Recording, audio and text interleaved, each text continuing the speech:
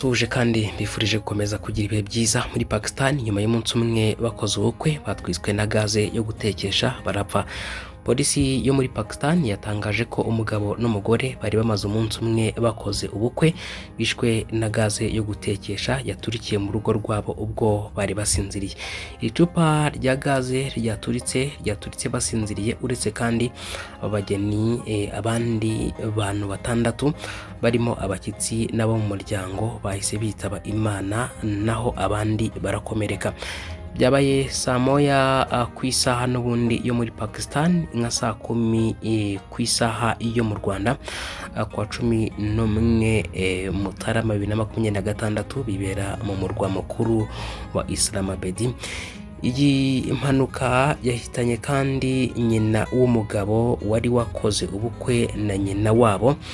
Impanuka ikomeye yangirije inzu abageni bari barimo n'izindi 3 z'abaturanyi babo, nk'uko muri kugenda mubibona kuri screen zanyu ubwo bari basinziriye.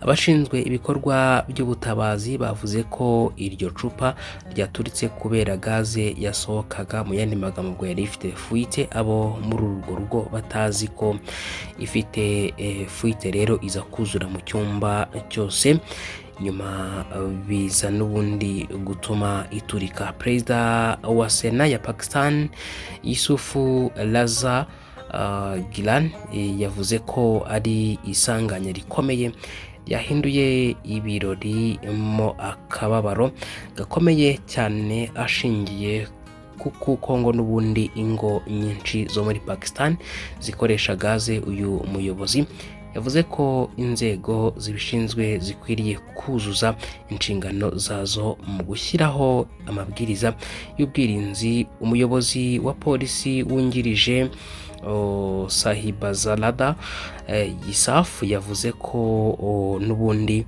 hakoreshejwe imbwa zatojwe n'ikoranabuhanga rigezweho mu gutabara umuntu wese wagwiriwe n'iyi nzu, nk'uko muri kugenda mubibona kuri screen zanyu. Impanuka ya gaze yahitanye abantu 8 barimo n'abageni bari bamaze umunsi umwe bakoze ubukwe. Byari byo, dukomeze kubana amakuru yacu ari imbere.